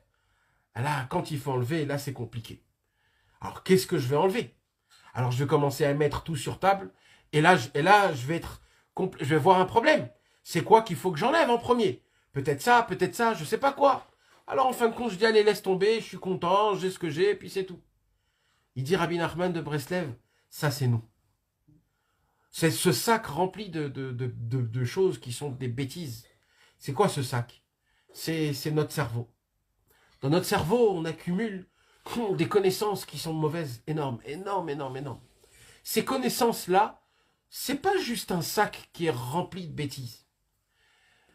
Je fais rentrer dans ma tête des informations sans que je le veuille, sans que je les reconnaisse, tout de suite dans ma tête, comme ça. Sans regarder si c'est des bonnes informations ou pas. À travers la télé, à travers les statistiques, à travers les publicités, à travers le monde, à travers combien de likes j'ai reçus, en fonction de ce que les gens y racontent. Et comme ça, je me crée dans ma tête des choses, que ces choses-là vont faire en sorte que toutes les informations, je vais le recevoir. Et le jour où réellement j'ai une information à te donner, ce jour-là, quand je vais te la proposer, ou grâce à ça, ce ne serait pas la peine. Tout ton sac, tu supportes pendant des années, il devient très lourd ce sac. Il devient très lourd. Au début, quand on est un enfant, on a encore de la simplicité. On est propre de nous-mêmes. On est nous-mêmes. On n'essaye pas de jouer quelqu'un. On n'essaye pas de cacher quelqu'un. On est là, on est comme on est. Quand il est sale, un enfant, il est sale. Quand il est propre, il est propre. Quand il veut rigoler, il rigole. Quand il veut pleurer, il pleure. Quand il veut quelque chose, il demande, il n'a pas honte, il ne se pose pas de questions. Mais pourquoi? Parce que il est souple. Pourquoi? Parce que son sac, il est souple. Parce qu'il n'y a pas beaucoup de choses dans son sac. Mais au fur et à mesure des années, au fur et à mesure du temps qui passe, le sac, il commence à être très lourd. Et aujourd'hui, actuellement, nous-mêmes, vous savez quelle quantité de sacs qu'on a? On a des centaines de sacs qu'on traîne autour de nous, derrière nous. Et on les supporte. Et on doit les emmener partout.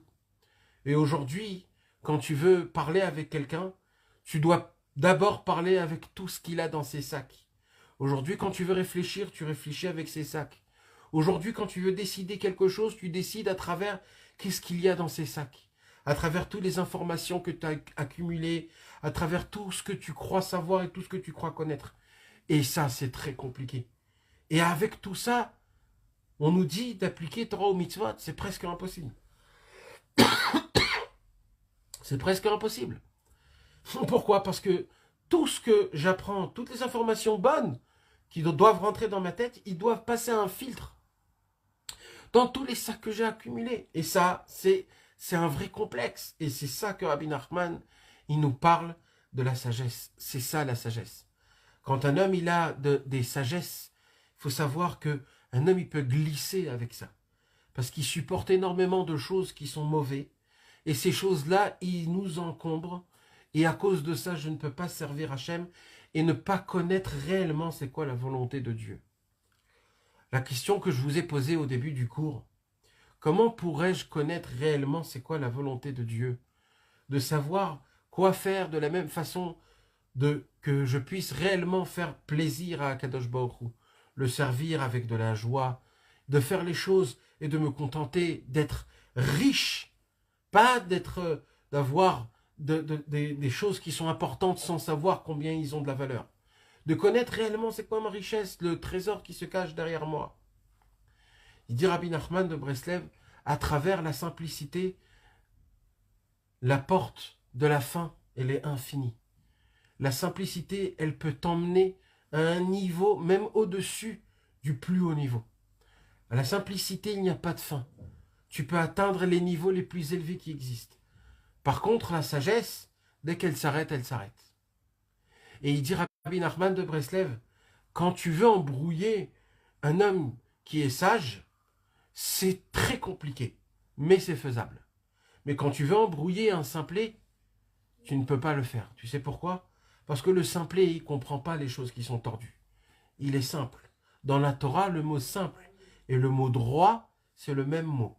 Le mot tam, c'est la perfection.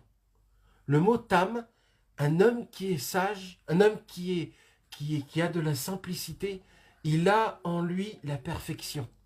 Il est ouvert à tout. Il a en lui tout. Il a une possibilité, avec la simplicité, de pouvoir atteindre des niveaux qui sont très très importants. Que, à travers la sagesse, c'est très compliqué. Alors maintenant, il faut que vous compreniez quelque chose. Tout ce que je vous ai dit là, c'est une certaine façon. Mais maintenant, il y a quelqu'un qui va venir, et il va me poser une question, il va me dire, je ne comprends pas. La Torah elle-même, elle nous parle énormément qu'il faut avoir de la sagesse. La Torah, énormément, elle nous parle comme quoi c'est important, l'intellect, de comprendre les choses, de faire de philosopher sur la Torah. C'est important. Il y a beaucoup de tzadikim qui ont étudié la sagesse.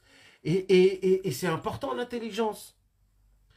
Plus que ça, la première Torah du Likutei Moharan, de quoi elle parle? Normalement, on devrait voir que c'est quelque chose de très important.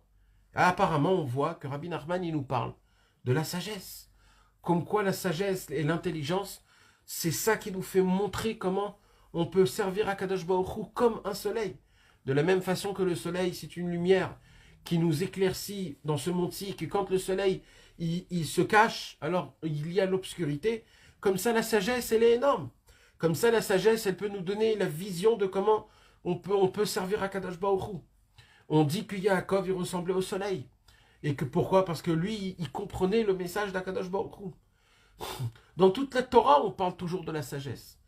La Chorma, c'est la deuxième sphira, la plus grande sphira qu'on puisse atteindre aujourd'hui par rapport aux 10 sphirotes. Alors je comprends plus. Maintenant, tu es en train de me parler contre l'intellect, la philosophie. Et d'un autre côté, dans la Torah, je vois qu'il y a plein de points où on parle que de la Chorma et de la sagesse. Et aussi, on voit par rapport à la Torah que plus un homme il étudie la Torah, plus il devient sage, plus il devient intelligent, et plus grâce à ça, il arrive à se perfectionner dans la sagesse. Alors tu vas me dire que maintenant que la sagesse est quelque chose de négatif, comment un homme il peut dire ça? Alors il a raison. La sagesse, c'est pas négatif. Et je vais aller encore plus loin que ça. La sagesse tout seul, c'est très grave. Et la simplicité toute seule aussi, c'est très grave. Et là, je vais vous donner une explication. Rabbi Nachman nous apprend dans la Torah numéro 30. Rabbi Nachman nous apprend comme ça. Écoutez bien, c'est très important, c'est pas du tout compliqué. Il y a ce qu'on appelle la Chorma Tata'a et il y a ce qu'on appelle la Chorma Ilaha. Il y a la sagesse élevée et il y a la sagesse qui est basse. C'est quoi la Chorma Ilaha? C'est quoi la sagesse élevée, la grande sagesse? La grande sagesse, c'est de connaître la raison et la racine qui se cache à travers tout ce qu'Hachem il a créé, qui se cache à travers toute la dirigeance de Dieu et qui se cache à travers toute la Torah et les mitzvot. La racine, les choses dans son essence. Comment ça se dessine dans l'intelligence d'Hachem, l'intelligence divine, on pourrait appeler ça. Ça s'appelle la Chormaïla. C'est le niveau le plus élevé, le plus haut de la sagesse divine. C'est presque Dieu lui-même. C'est Hachem, il a fait rentrer cette sagesse dans la Torah. Les tzadikim, ils se sont brossés, ils ont brossé leur corps jusqu'à qu'ils ont réussi à rendre leur corps un parchemin, et grâce à ça, ils ont pu atteindre un niveau énorme, énorme, énorme, de connaître c'est quoi la Chormaïla. Les tzadikim, eux, ils ont la possibilité de nous apprendre à nous c'est quoi le chemin exact, la règle, le pont, le chemin où combien je dois être Chacham, combien je dois être Tam. Et à travers eux et que par eux, on peut atteindre la vraie simplicité, qui est la perfection. Parce que dans la simplicité, il y a la sagesse, mais la bonne. Mais dans la sagesse, il n'y a pas la simplicité. La Chorma Ilaha, c'est de connaître le secret qui se cache à travers chaque chose qu'il y a dans ce monde et qui se passe dans ma vie, qu'il y a dans la Torah. Et c'est quoi la Chorma Tata? C'est quoi la sagesse qui est plus basse? La sagesse d'en bas. Et là, Rabbi Nachman, il dit, la sagesse d'en bas, c'est la Malchut, c'est la Emouna. La Emouna, c'est quoi? C'est de croire. C'est d'avoir de la foi. Ça veut dire quoi d'avoir de la foi? Alors Rabbi Nachman nous apprend dans plusieurs Torotes que la Emouna, la foi, elle commence où? Là où je n'arrive plus à comprendre. Tant que je comprends quelque chose, alors ça ne s'appelle pas avoir de la Emouna. Parce que je comprends. Je comprends comment ça fonctionne. Je comprends le système. Quand, par exemple, je vais vous donner un exemple. Quand dans la Torah, on nous dit qu'il faut respecter le papa et la maman. Alors, tout de suite, je comprends pourquoi je dois respecter mon père et ma mère. Parce que c'est eux qui m'ont enfanté, qui m'ont agrandi, qui m'ont donné de quoi manger, de quoi dormir, de quoi m'habiller, qui m'ont éduqué, qui m'ont donné de la vie, de l'amour. Alors c'est normal que je dois les éduquer. Alors, ça, quand je fais maintenant la mitzvah de Kibud Avaim, je la fais pas parce que j'ai de la Emouna. Je le fais parce que je le sais. Je comprends qu'en vérité, il faut respecter son papa et sa maman. Mais la Torah, elle nous dit, tout kol mitzvotecha Emouna. Que toutes les mitzvot, tu dois les faire par la Emouna. Ça veut dire quoi? Ça veut dire quoi? Ça veut dire même que c'est compréhensible qu'il faut respecter son père et sa mère. Mais toi, tu ne dois pas le faire parce que c'est compréhensible. Tu dois le faire parce que Hachem te l'a demandé. Parce qu'il faut que tu comprennes quelque chose. C'est pas parce que tu comprends la chose que tu dois la faire. Tu dois la faire en sachant que tu ne comprends pas en réalité pourquoi Hachem t'a demandé de respecter ton papa et ta maman. La vraie raison de pourquoi Hachem t'a demandé de respecter ton père et ta mère. Tu ne la connais pas et personne ne la connaît. Que les tzadikim énormes qui ont rendu leur corps un parchemin, qui se sont travaillés dans ce monde, qui se sont cassés, qui se sont brisés, qui se sont éloignés de toutes les ta'avot, qui se sont mortifiés dans ce monde, et qui ont beaucoup prié, qui ont beaucoup étudié, qui se sont annulés totalement à Hachem. Ils ont fait un travail que nous, on ne pourra jamais le faire. Jamais, jamais, jamais. Il y a des tzadikim spéciales qui ont fait un travail qui est énorme, énorme, énorme. C'est un travail que nous, on ne pourra pas le faire. On ne pourra pas le faire, c'est trop compliqué, c'est trop dur. Alors quoi? Alors nous, ce qu'on doit faire, on doit essayer d'apprendre d'eux. On doit les écouter. Parce que eux, le travail que eux, ils ont fait normalement, nous, on devrait le faire. Mais comme pour l'instant, on n'est pas apte à le faire, peut-être un jour, mais pour l'instant, je ne suis pas dans ce niveau-là. Alors, ce que je dois faire le maximum, c'est de m'attacher à eux, d'être à côté d'eux, et d'essayer de boire et d'aspirer le maximum possible de connaissances et de savoir et d'enseignement le maximum possible pour essayer, grâce à ça, de ressembler un petit peu à eux et de me conduire comme il faut. Parce que si je vais commencer à m'appuyer sur moi-même et à mes pensées, à mes raisons, je vais complètement aller dans un mauvais chemin. Et comme ces tzadikim-là, ils ont fait tellement un travail, que ce travail-là, ils ont atteint la simplicité à la perfection. Ils ont atteint la sagesse divine. Alors, c'est grâce à eux qu'on pourrait essayer de découvrir.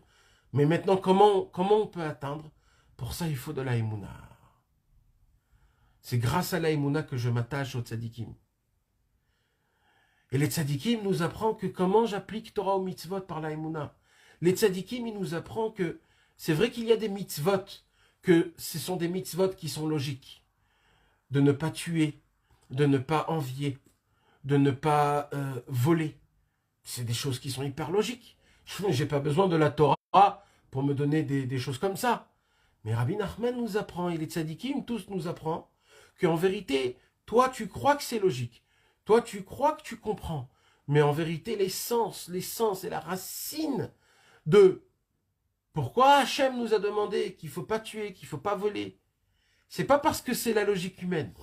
C'est parce qu'il y a une raison qu'il n'y a que Hachem qui la connaît. Et les tzadikim, parce que eux, ils se sont purifiés d'une manière que on ne peut pas s'imaginer qu'ils n'ont pas goûté à ce monde. Ils n'ont aucun goût à ce monde. Ils n'ont pas goûté ce monde d'une seule par le petit doigt. C'est grâce à ça qu'eux, ils ont atteint cette chormaïla, ils ont atteint cette sagesse divine. Et eux, ils viennent et ils nous disent, ne croyez pas du tout que c'est quelque chose que vous comprenez. C'est quelque chose qui est beaucoup plus fort que ça. C'est une autre raison complètement. Alors, il y a aussi cette raison. Mais c'est pas ça que la raison. Il y a la raison, la réelle raison, elle est beaucoup plus profonde. Elle est énorme, elle est monumentale. Et ça pour toutes les mitzvot. Alors maintenant, ça s'appelle la chormaïla. La chorma tata, pardon. La chorma tata, c'est la émouna. C'est d'arriver à la chose, pas par la connaître, mais par y croire. Chaque information que j'ai dans ma tête, alors, il y a deux possibilités de la prendre. Ou je la décortique, je la comprends, et là, je la prends, cette information, ou alors, je crois directement. Un, ça s'appelle la chorma, et un, c'est la temimut. Le chacham et le tam. Les deux, ils sont bonnes. Alors, où il est le problème? Le problème, il est par quoi tu commences. Et ça, mes amis, c'est le sommet de ce cours. C'est l'essentiel de tout ce qu'on vient de parler. Ça fait 1 heure, on parle. Mais le summum de ce cours, c'est de savoir ce que je viens de vous dire ici. Comment savoir si je suis un chacham ou si je suis un tam? Vous voulez savoir, il nous apprend Rabbi Nachman. Cette parole, ça a été écrit dans le livre qui s'appelle Chochma ou Tvuna de Rabbi Avram ben Rabbi Nachman. Rabbi Avram ben Rabbi Nachman, il dit, vous savez, le chacham, dans cette histoire, c'était un grand tzaddik. Et même le tam, c'était un grand tzaddik. Alors si c'est comme ça, pourquoi on voit à la fin de l'histoire que le chacham, il est tombé très grave et le tam, il est monté très haut? Et là, il dit un secret énorme, Rabbi Avram ben Rabbi Nachman. Il dit, la question, c'est par quoi tu commences. Le chacham, d'abord, il voulait comprendre et après, il faisait la chose. Mais le tam, quand il est rentré dans la Torah, dans l'information, dans la sagesse, lui, d'abord, il avait la émouna. Tout de suite, il disait, tout ce que tu vas dire, c'est OK. Tout, je reçois. Même si c'est des choses qui vont me contredire toute ma vie. Même si c'est des choses qui vont me contredire tout mon sac rempli de connaissances. Le tzaddik, il va venir, il va me dire, c'est pas le soleil qui est dans le centre. C'est la planète Terre qui est dans le centre. Et le soleil, il tourne autour. Et tout le cosmos tourne autour de la Terre, car la Terre, c'est le centre. Et toi, pendant 30 ans, tu croyais que c'était le soleil, le centre. Et tu vas dire, mais c'est pas possible, mais ils sont montés dans le ciel, ils savent, ils connaissent, il y a des calculs, il y a des philosophies, il y a des matières, il y a des mathématiques. Les mathématiques, ça peut pas... Ça va contre ta tête. Donc, si tu es un chacham, tu vas dire, je peux pas accepter ça. Et si on te dit que c'est la Torah qui t'a dit ça, tu vas dire, ah bon, je suis obligé d'accepter, mais c'est dur pour moi d'accepter. Mais un homme qui c'est un tam, un homme qui c'est un simple, il dit, c'est qui t'a dit ça? Et moi, je lui dis, c'est la Torah. Ah, c'est la Torah. Mais il n'y a pas de problème, c'est Hachem, c'est Hachem. Mais je comprends pas. Mais alors, je comprends pas. Je m'en fous, je comprends pas. La vérité, c'est qui l'a dit. Maintenant, le tam, comment il arrive à avoir cette émouna-là? C'est parce qu'il a la émouna dans la Torah, il a la émouna dans Hachem. Donc lui, il ne rentre pas dans ces questions-là. Un exemple, je vais vous donner un exemple. Avraham Avinu, qui s'est rapproché d'Akadosh Baruch Hu. Ça a été l'homme le premier qu'on appelle l'homme de la Emouna, Rosh Lama Minim. Avraham Avinu, dès qu'il a connu Hachem, Kadosh Baruch Hu, il a voulu tester sa Emouna, combien il est grand. Il lui a donné 10 épreuves. Les 9 épreuves, il les a passées. Mais la 10e épreuve, c'était l'épreuve la plus dure. Et toutes les épreuves dépendaient de cette épreuve. S'il échouait dans cette épreuve, c'était fini. Pourquoi? Parce que la 10e épreuve, c'était de sacrifier son fils. Mais maintenant, il y a un problème. Hachem, il vient et il dit à Abraham, je veux que tu sacrifies ton fils. Ne croyez pas que ça, c'est ça l'épreuve. Un homme grand comme Avraham Avinu, quand Akadosh Baruch Hu, il vient, il lui dit, sacrifie ton fils, tout de suite, il va le sacrifier, il n'y a pas de problème. Où il est le problème? Le problème, il est que quelque temps avant, Hachem, il lui a dit à Yitzhak, Ki be Yitzhak ikare lecha zera. Hachem, il lui a dit, tu sais que toute ta descendance descendra d'Yitzhak. Donc, il se dit que maintenant, toute ma continuation, c'est Yitzhak. Et plus tard, Hachem, il lui dit quoi? Sacrifie ton fils. Au moment où Hachem, il lui dit, sacrifie ton fils, à cette époque, Yitzhak, il avait 37 ans et il n'était pas marié. Et là, l'intellect, il monte. La logique, elle monte. Ouh là là.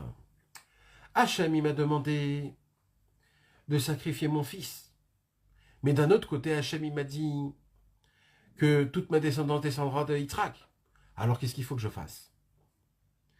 C'est là où on teste comment le Chacham y réfléchit, comment le Tam y réfléchit. Le Chacham y réfléchit, il commence à se dire, peut-être je vais attendre, peut-être je vais pas le faire tout de suite, peut-être c'est mon autre fils, peut-être c'est une idée, peut-être c'est une image. Le Tam, pour lui, il n'y a pas de question. Pourquoi? Parce que lui, il dit, même en le sacrifiant, je vais avoir la émouna de la première parole, que de Yitzhak va sortir toute ma descendance. Et même si je dois le sacrifier, je dois l'égorger, moi je rentre pas dans les questions, dans les réponses. Moi je fais ce qu'on me dit. Moi j'ai la émouna dans toutes les paroles d'Hachem. Pas une contredit l'autre. Tous ils sont comme il faut. Et tous ils vont être acceptés l'une comme l'autre, même si un va contredire l'autre. Moi je rentre pas dans tout ça. Avraham Avinu, quand Hachem il lui a proposé ce Nisayon, en vérité Avraham Avinu, il devait casser, briser cette logique, cette philosophie qu'il avait en lui. Parce qu'Avraham Avinu n'avait pas encore cette mimout, il n'avait pas encore cette simplicité. Hachem, il l'a emmené, il l'a mis dans une situation pareille pour qu'il se surmette, il se surpasse sur lui et qu'il se dit jusqu'à maintenant je comprenais, mais maintenant je ne comprends plus. Hachem, il me demande de sacrifier mon fils, que de lui va sortir ma descendance et je ne sais pas quoi faire. Et quand bien même il faut que je le fais, avec ma émouna, avec ma foi, avec ma croyance, malgré que ça va à l'encontre de ma logique, mais je dois le faire quand même. Quand je comprends la chose, je m'appuie sur moi. Quand j'ai la foi, je m'appuie sur Hachem. C'est là, elle est là toute la différence. La émouna, c'est la chose la plus élevée. Mais c'est le commencement. Quand tu commences par la émouna, après la chorma, elle est bonne. C'est ce qu'il a fait le tam. Le tam, au début, le simple, il ne comprenait pas. Mais à la fin de l'histoire, on voit qu'il a atteint une sagesse énorme. Par contre, le philosophe, le sage, lui, il a tout voulu commencer par la sagesse. Il a tout voulu savoir, il a tout voulu comprendre. Même dans la Torah, même dans la Vodat Hashem. Il y a plus forte raison quand c'est dans la matérialité. Mais, il avait aussi un petit peu d'émouna. Mais d'abord, c'était la chorma. Et même si tu vas à travers la chorma, et que tu commences par à travers la chorma, et que tu as de la tmimout, mais tu commences par de la chorma, même ça, c'est pas bien. La question, c'est par quoi tu commences. Comment tu te mets en face de la chose. On te parle par exemple d'un tzaddik. Un homme, il doit se mettre dans sa tête, quand on te parle par exemple du Baal Shem Tov. Alors, tu ne dois pas dans ta tête te dire, je veux d'abord savoir c'est qui le Baal Shem Tov, pour après savoir si je vais recevoir de lui. Tout de suite dans ta tête, tu dois te dire, ah, le Baal Shem Tov, c'est un très grand tzaddik. C'est sûr, tout ce qu'il va dire, c'est le Emet, je reçois tout de suite tout ce qu'il a dit. Comme ça, il fait le tam. Le Chacham, il se dit, attends, d'abord dis-moi ce qu'il a dit, et je vais voir à travers ses paroles si vraiment c'est un grand. Ça, c'est un Chacham. C'est pas comme ça que ça doit fonctionner. Et ça, mes amis, c'est une toute petite connaissance qu'on peut comprendre et un petit peu c'est quoi la différence entre le Chacham et le tam. Maintenant, il dit Rabbi Nachman dans la même Torah, la Torah 30, il dit Rabbi Nachman, la Chorma Tata et la Chorma Ilaha, les deux, ils se tiennent une au-dessus de l'autre. Et la sagesse divine, c'est elle qui donne de la puissance, de la vitalité, de la force à la Chorma Ilaha. Une à travers l'autre. Les deux se donnent des lumières. Les deux se rémunèrent, se donnent de la force. Les deux se donnent à manger l'un avec l'autre. Ils sont obligés les deux toujours d'être en contact. La sagesse avec la simplicité. Pourquoi? Il dit Rabbi Nachman, parce que quand un homme il a que de la émouna, que de la foi, alors un homme des fois il peut tomber dans sa foi. Alors quand tu tombes de ta foi, alors malheureusement, c'est dur de se réveiller. Mais si tu tombes de la foi et tu arrives, et tu as de la connaissance, tu as du date, tu as de la sagesse, de la conscience, alors quand tu tombes de la émouna, il te reste au moins la sagesse. Alors la sagesse, elle peut t'aider à te renforcer la émouna. Maintenant, d'après ce qu'on vient d'expliquer, que la émouna, c'est quoi? La émouna, c'est là où la sagesse, elle s'arrête. C'est là où je dois m'appuyer sur quelqu'un sans comprendre, sans savoir. Donc c'est l'inverse de la sagesse. Alors pourquoi on appelle ça la chorma tata, la sagesse basse? Si la émouna, c'est l'inverse de la sagesse. Rabbi Nachman, il dit, parce que de jeter sa propre sagesse, c'est une très très grande sagesse. De jeter les chormot, c'est une chorma gdola. C'est pour enlever notre intellect, nos philosophies, il faut avoir beaucoup de sagesse. La sagesse de la émouna. Parce que la émouna aussi, c'est une sagesse. Regardez bien. Yaakov, c'est quoi? Yaakov, on dit, ça vient du mot Ekev. Ekev, c'est le pied. Le pied, c'est en bas. En bas, c'est la malchoute. La malchoute, c'est la dernière sphira, c'est la émouna. Donc d'un côté, on voit que Yaakov, c'est la émouna. D'un autre côté, Yaakov, on dit Ishtam. Yaakov, c'est le tam. C'est la perfection du tam. Mais d'un autre côté, Unkelus, comment il explique le nom de Yaakov? Vayakveni zepa amaim. Le Unkelus, le Targum Unkelus, il dit Vechachmani. Le mot Yaakov, comment on appelle le mot Yaakov en araméen? On dit Chorma. Donc d'un autre côté, Yaakov, c'est un tam, mais d'un autre côté, Yaakov, c'est le chacham. Alors il y a le chacham et le tam. Yaakov, il est et chacham et tam, mais d'abord c'est un tam. Yaakov ishtam. La Torah ne nous dit pas que c'était un chacham, il nous dit que d'abord c'était un tam. Et par sa simplicité, Yaakov, il a atteint la sagesse. Il n'a pas atteint la sagesse et il avait aussi de la simplicité. Par sa simplicité, il a atteint la sagesse. C'est ça qui nous apprend Rabbi Nachman de Breslev. Si un homme d'abord sa porte, il passe d'abord par la porte de la simplicité, il pourra atteindre la vraie sagesse. Et la simplicité, on atteint avec de la émouna. Maintenant, on va essayer de regarder les choses à travers un petit peu d'histoire de Rabbeinu et de Rabbi Nathan.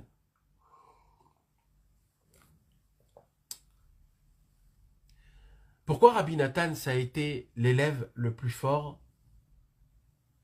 de tous les autres élèves? Rabbi Nathan, lui-même, il a écrit ça. Lui-même, il a donné cette réflexion.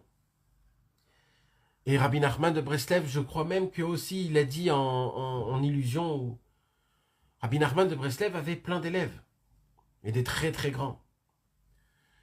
Et on voit que Rabbi Nathan, c'est le seul qui a pu transmettre par écrit et a pu nous dévoiler qui était Rabbi Nachman. Pourquoi c'est passé par Rabbi Nathan?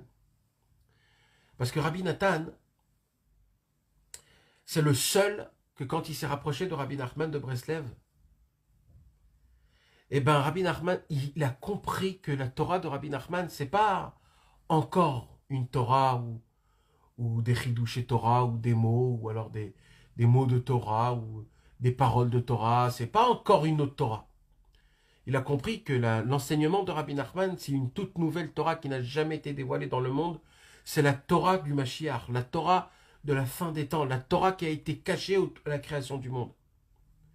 Et il a compris que ce que Rabbi Nachman de Breslev il dévoile dans le monde, il faut avoir une vision, une autre que ce que je connaissais jusqu'à aujourd'hui. Rabbi Nathan, c'était un géant, Rabbi Nathan. Il avait terminé le chasse, il a terminé à l'âge de 15 ans. Son beau-père, il voulait lui donner la rabbanout, d'être un rave sur 70 villes. Il était très très fort, Rabbi Nathan, il avait une tête qui était énorme, c'était un Talmid Chacham. Il était l'élève du Rabbi Levi Yitzhak de Berdichov, de Rabbi Zusha, de Rabbi Gedalia Milinitz, de Rabbi Shalom de Probitch. Il est allé chez beaucoup de tzadikim. Partout là où il est allé, ils ont admiré Rabbi Nathan de sa grandeur. Et malgré toute la grandeur qu'il avait Rabbi Nathan, malgré toute la Torah qu'il avait Rabbi Nathan, il a compris que pour comprendre Behemet, pour Behemet, vraiment, vraiment, vraiment, bien comprendre la Torah de Rabbi Nachman et vraiment la vivre, il faut tout jeter, tout jeter. Et Rabbi Nathan, il a dit, quand je suis rentré chez Rabbeinu Akadosh, j'ai compris qu'il faut que je mette toute ma tête dehors et que je rentre chez Rabbi Nachman sans rien, tout vide. Que avec de la Emouna. Et de prendre toute la Torah de Rabbeinu que par de la Emouna. Et comme Rabbi Nathan, il a su faire ce travail-là, ça a été le seul qui a pu nous donner l'explication et nous faire découvrir ce qu'est Rabbi Nachman. Les autres, avec toute leur grandeur, avec toute leur sagesse, avec toute leur tzidkout, eux, ils avaient beaucoup de Torah. Quand eux, ils écoutaient Rabbeinu, et ils découvraient des choses énormes, mais tout était en fonction de leur Torah qu'ils avaient étudiée avant. Donc eux, ils n'ont pas connu la grandeur et la spécificité qu'il y a dans la Torah de Rabbi Nachman. Parce qu'ils avaient beaucoup de chorma. Par contre, Rabbi Nathan, qu'il a su jeter même sa Torah, même sa bonne chorma. Parce que lui, il s'est dit, moi, je veux rentrer dans la Torah de Rabbeinu, d'abord en passant par la simplicité. Et la dernière parole de Rabbi Nathan dans ce monde-ci, avant de mourir sur son lit, Rabbi Nathan, il a commencé à pleurer, à pleurer, à pleurer. Ses élèves lui ont dit, pourquoi vous pleurez? Vous avez peur de la mort? Vous avez peur du Yom Hadin? Rabbi Nathan, il a rigolé, il a dit, pas du tout. Il a dit sur toutes les paroles que Rabbeinu, il a dit, il y en a une où je ne sais pas si réellement j'ai vraiment appliqué ce que Rabbeinu, il a dit. C'est d'être un homme simple. La simplicité, c'est très dur d'être simple. Mais c'est très simple aussi d'être simple. La simplicité, c'est pas quelque chose qui est dur parce que c'est un acte, Parce que physiquement, c'est compliqué. C'est la simplicité. Il faut avoir la force de ne pas s'appuyer sur soi-même et de s'appuyer sur Hachem et les tzadikim. Et ça, c'est compliqué. Parce que le Yetzer Hara, il va faire en sorte, et il a fait en sorte que dans ce monde-ci, je pense, je réfléchis, je m'appuie sur moi-même.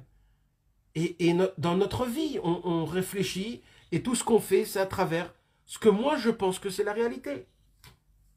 J'essaie toujours de faire un déduquement.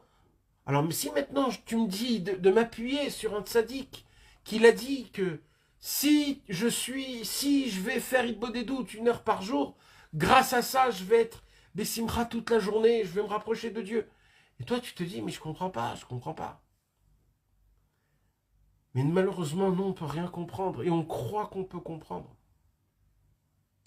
C'est comme on raconte une blague que quand il y a eu les tours qui se sont écroulés en Amérique, alors quand ils devaient enlever toutes ces montagnes de murs et de tous ces buildings, ce building qui s'est écroulé, il fallait maintenant l'enlever, il fallait le pousser, il y avait des gens qui s'étaient enterrés dedans, etc. Donc c'était compliqué. Donc ils ont dit, tout celui qui peut venir aider à enlever les murs qui sont tombés, tout le bâtiment, alors il y en a un qui est venu. Il a dit, voilà, je suis venu. On lui demande, t'as amené quoi avec toi? Un tracteur? C'est quoi exactement ce que t'as emmené? Il dit, j'ai emmené une pincette. Et là, les gens, ils l'ont regardé, ils lui ont dit, mais qu'est-ce que tu veux attraper avec une pincette? Tu veux attraper quoi? Du fer? Qu'est-ce que tu peux attraper? Tu peux rien attraper, tu peux attraper un grain de sable. Là, on te parle que les tours jumelles, ils sont tombés. Nous, on a besoin des grues, on a besoin... Tu peux rien faire, hein, tu peux rien attraper avec une pincette. C'est exactement ça. Notre cerveau, c'est une pincette. Et on veut attraper avec cette pincette, on veut attraper une sagesse qui est énorme. On peut pas, c'est impossible. On peut pas nous expliquer ces choses-là. Et nous, on croit qu'on peut. Et c'est ça. Donc, le vrai travail, le travail le plus difficile, c'est quoi? C'est d'essayer d'avoir cette force, le courage, de ne pas s'appuyer sur soi-même et de s'appuyer sur Hachem et sur la Torah et les tzadikim. Des fois, c'est facile, mais des fois, c'est compliqué. Quand ça va contre la logique, c'est très compliqué. C'est là où on nous demande. C'est pour cela que Rabbi Nachman de Breslev, il nous a fait un cadeau inimaginable. Il nous a raconté une histoire, en lisant cette histoire, en comprenant cette histoire, en essayant de comprendre dans notre cœur, pas dans notre cerveau, en essayant d'essayer de ressentir dans notre cœur, de se mettre dans le personnage du Chacham et de se mettre dans le personnage du Tam. Grâce à ça, on aurait la possibilité d'abord de se découvrir dans notre vie, de voir comment on réagit et de comprendre c'est quoi le vrai chemin qu'on devrait prendre. Rabbi Nachman, il nous a vraiment décortiqué en détail, vraiment en détail. Et grâce à ça, Bezrat Hashem, on a au moins un commencement, comment prier, comment développer notre émouna, bien sûr, développer nos volontés, pour essayer de courir, d'aimer, d'adorer la simplicité. Que cette simplicité avec la émouna va m'emmener à la vraie sagesse divine, Bezrat Hashem. On ne pourrait pas commencer maintenant le cours parce que tout ça c'était une introduction au cours. Mais au moins, c'est une belle akdama, un beau avot-propos pour que Bezrat Hashem, la semaine prochaine, lundi prochain, on puisse, j'espère, s'il n'y aurait pas d'autres explications expliquées avant cette histoire, pour qu'on puisse réellement bien prendre cette histoire comme il faut, Bezrat Hashem.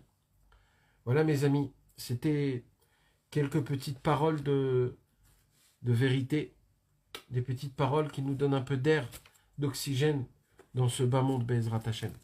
Je vous embrasse tous et je vous dis à demain avec l'aide de Dieu. On va faire le cours, si on a la force et le temps et tout ce qu'il faut, de faire le cours de Sichot Haran Bezrat Hashem demain, à la même heure, comme on va le diffuser Bezrat Hashem. Yom Tov.